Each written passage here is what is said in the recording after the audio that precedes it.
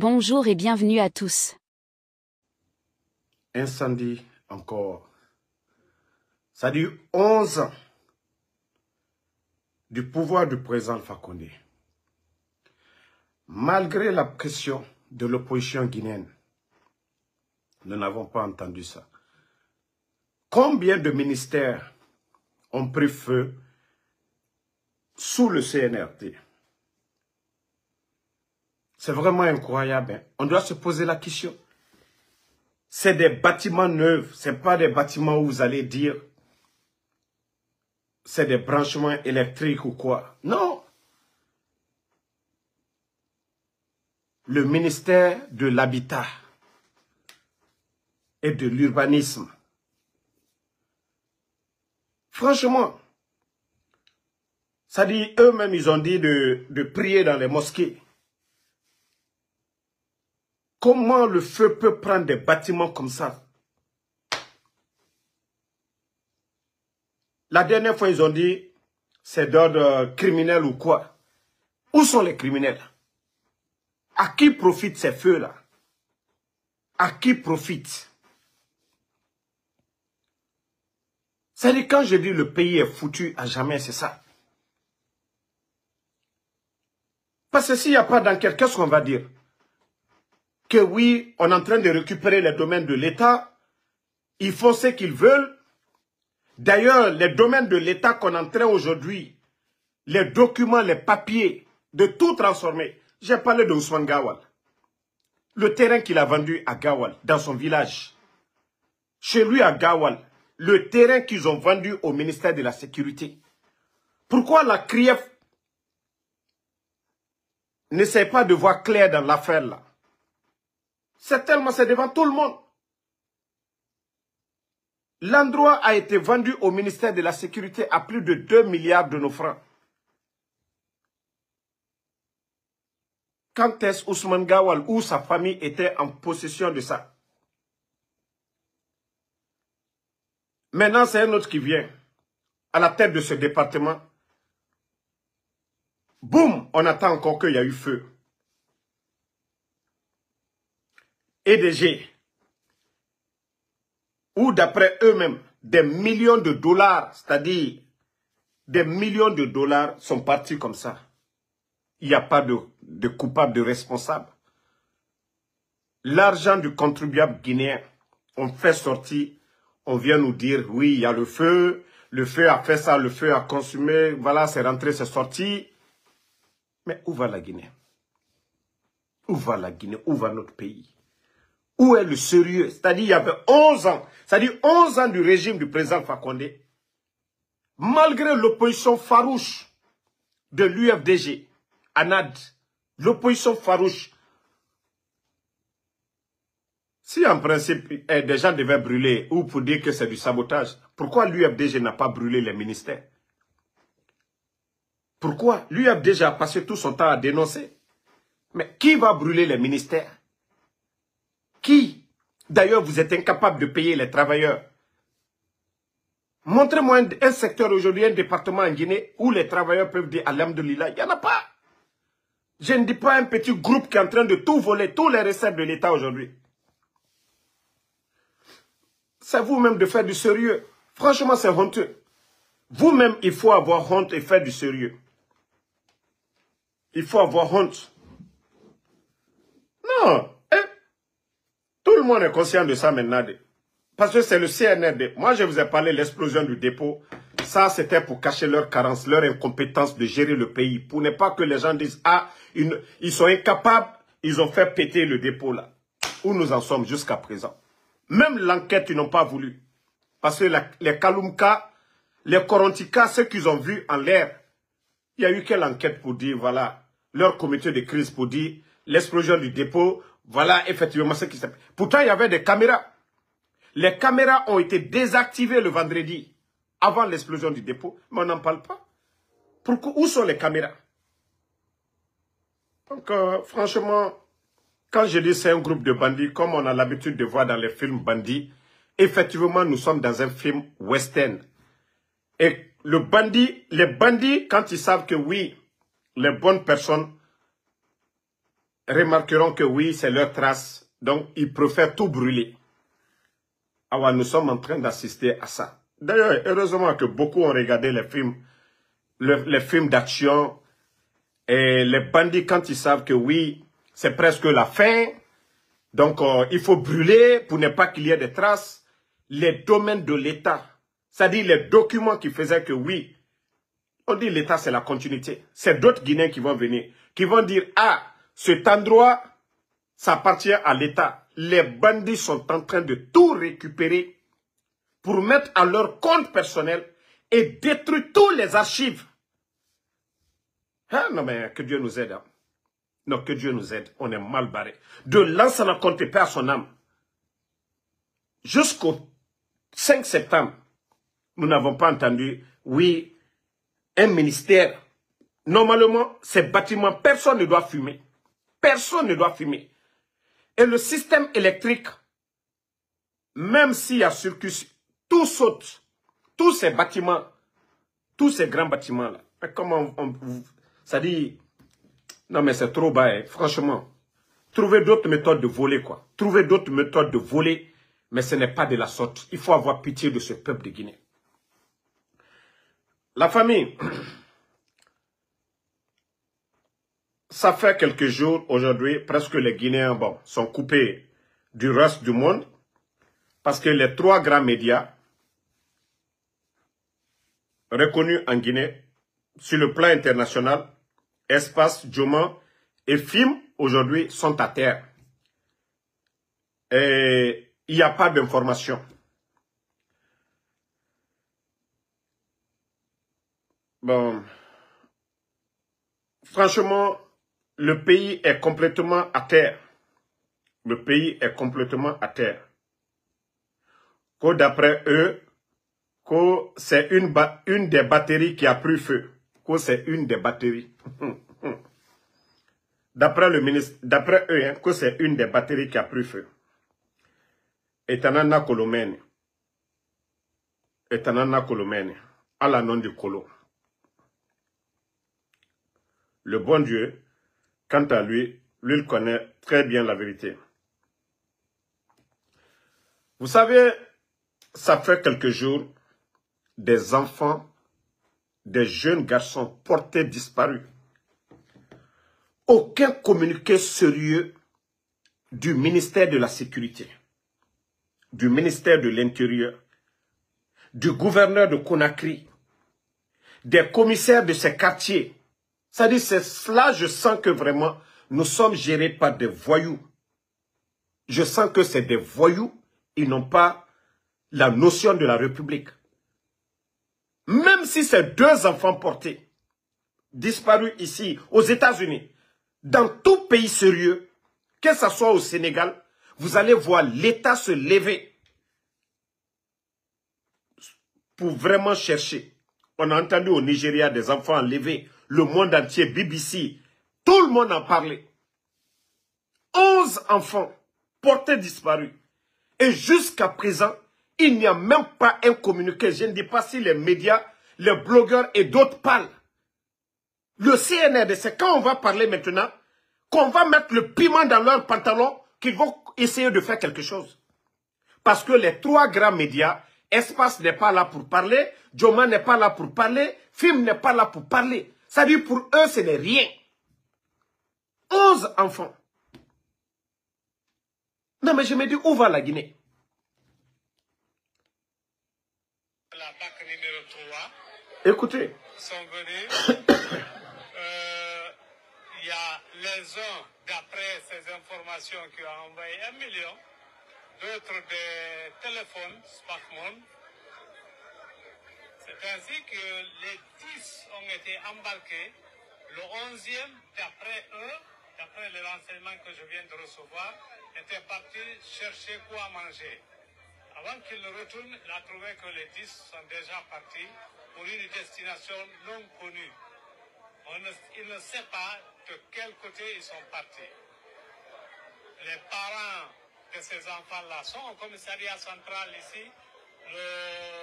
La mise en cause, le suspect, il est là, au niveau du commissariat central, parce que le traitement vous laisse s'opérer au niveau de la PAC numéro 3. Ils se sont avérés incompétents. On les a envoyés à la brigade de recherche. Mais de là-bas, le commissariat central s'est saisi de l'affaire et ils sont là, ils sont en train de traiter le dossier. N'est-ce pas pour le moment, ils sont sur les enquêtes. On ne connaît pas exactement une vraie situation du montant ou du nombre de téléphones qu'ils ont pris dans les mains de ces enfants-là. Les recherches se poursuivent et les dispositions avancées sont prises. Au niveau de toutes les frontières, des informations ont été lancées pour... En principe, le monsieur, ce n'est même pas un commissaire. Ce sont nos autorités qui doivent faire cela. Mais, ils ne le font pas.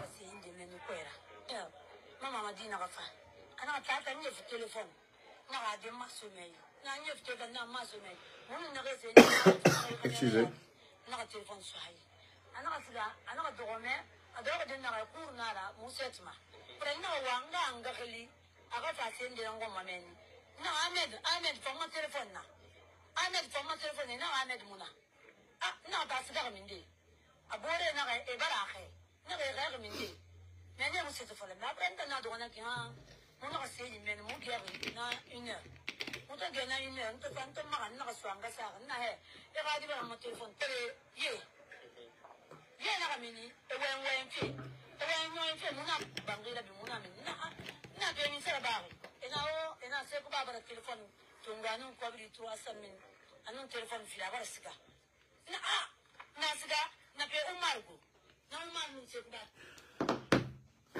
Ce sont les mamans des victimes, des jeunes dont on parle. Quand je dis il n'y a pas de sérieux, il n'y a pas de médias, il faut que les médias parlent, il faut que les médias mettent un peu le feu derrière ces soi-disant autorités, des vagabonds, pour pouvoir se lever vraiment. On parle, le pays est menacé. On vient enlever des enfants. Jusqu'à présent, des destinations inconnues. Au lieu de faire du sérieux pour rechercher ces enfants, non, on ne le fait pas. On ne le fait même pas. Et même les journalistes qui vont pour interviewer les parents des victimes, boum, on essaie de jeter des gaz lacrymogènes pour disperser les gens. Que Dieu nous aide. Hein? Que Dieu nous aide.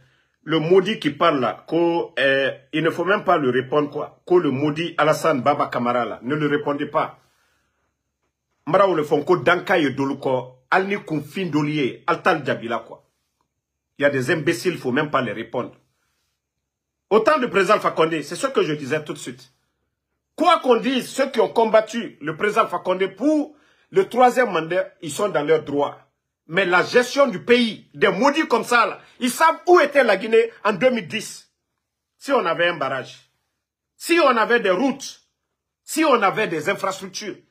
Même bravo, Faluyene, moi, Doluye, Altal Djabila, quoi, Saraka, Kamara Lula Saraka, les fononti. Dans le cas d'un Doluye, Altal Djabila, quoi. Albara Frakali Al Djabi, vous allez faire que Facebook, vous allez être énervé, Facebook va vous bannir ou bien vous bloquer pour rien du tout. À cause de ces brebis galeux là. Bravo, Faluyene, en faisant Kamara Lula, Anna Saraka l'été. Et quand si bella Saraka est, Anou Kamara Fana, Abrafra ko saraka ko ka fendo ke saraka ye anfono ka ka menu ke saraka ye ale saraka do lete beka lombiu zéro que le nyagbelu bola ka proteste du jamais vu dans l'histoire du pays. Hein? Voyez le pays, la situation du pays dans le cas d'infos de Barela. Ils sont co-président Fakonde. Il y a fallu que 2009, président Fakonde traîne là. Il faut qu'Amito, il est au fond de l'Union. Dans le cas de Yakouma, lui. Non, mais souvent c'est tellement énervant. Moi, quand quelqu'un parle du troisième mandat, il est dans son droit, je ne vais rien dire. Mais le développement, moi je parle. Moi, quand je soutiens le président Fakonde, ce qu'il a apporté là, moi c'est ce que je défends. Mais les idiots qui parlent, Mamadi Doumbouya, au lieu de vous flanquer pour raconter des salades, dites-nous depuis l'arrivée du bandit, qu'est-ce que les Guinéens ont connu comme bonheur. A dit si dans Kadeya Komala. Ni Mamadi c'est Nicolas, altel dala kakafoka kamike. Quand on fait Mamadi défendu de Wafala Moubé, depuis le bandit est venu, Abara Miseraba, insécurité totale dans le pays. 19 200 personnes, fonction publique, des maudits comme ça, ici, quand du Kouako présent Fakonde. C'est la conséquence du coup d'État. Natisse Kaldala, quand vous ne pouvez pas ouvrir vos gueules pour parler de ça. C'est la conséquence du coup d'État. Le pays était sur la voie de l'émergence. Les voyous sont venus. Des bons arrières, des vagabonds. Kambrem Badrogu Frela, lui, un coup d'État. Et des voyous comme ça, ils disent que non, c'est le président Fakonde. Aïdjolé. En Côte d'Ivoire, il y a 3e mandat, non? En Afrique de l'Ouest, aujourd'hui, il n'y a pas un pays plus debout que la Côte d'Ivoire. Il y a 3e mandat là-bas. Mais il n'y a pas un pays plus debout que la Côte d'Ivoire. On vient enlever 11 personnes. Et tu es en Côte d'Ivoire. Tu ne vas pas entendre ça. Même courant Kakewala, même si le courant part en Côte d'Ivoire, c'est temporaire, ça ne dure pas sa vie. Mais vous allez venir vous asseoir aujourd'hui parce que c'est gâté maintenant.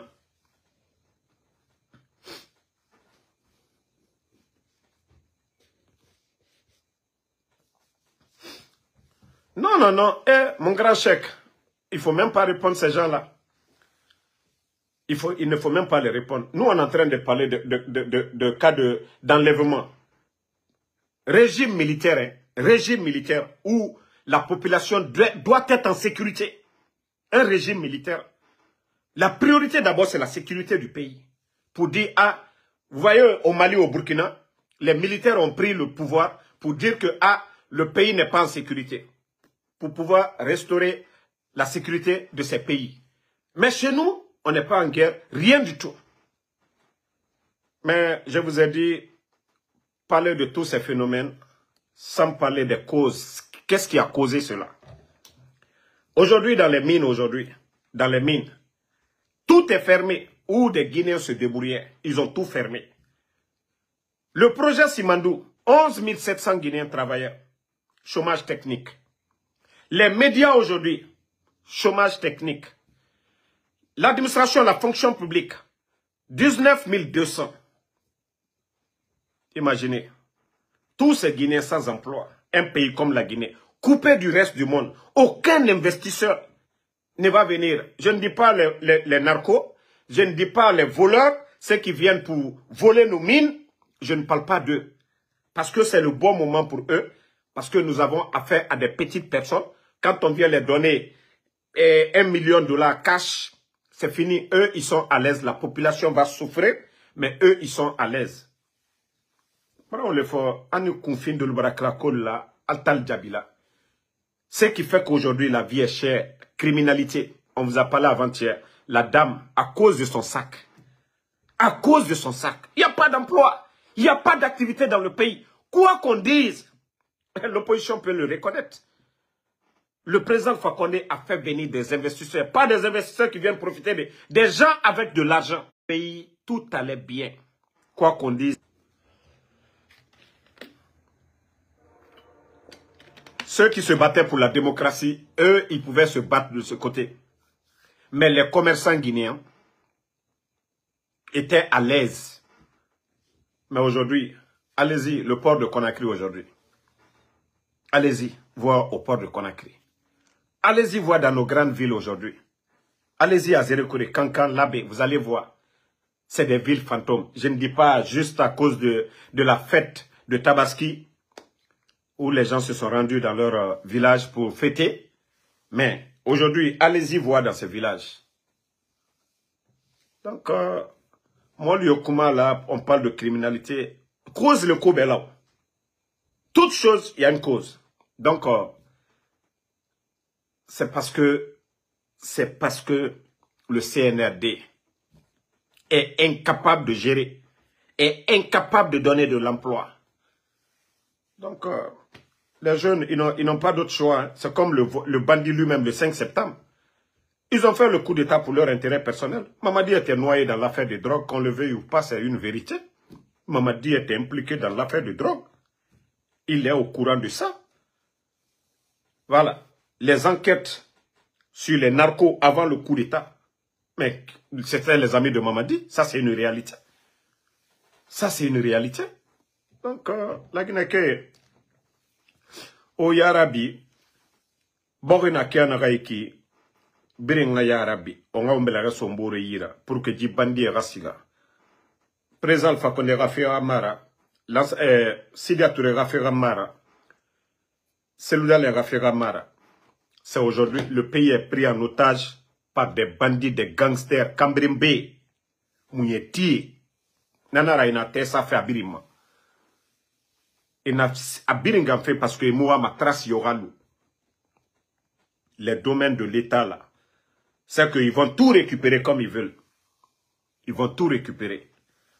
L'argent des mines, ministère du budget, vous avez entendu,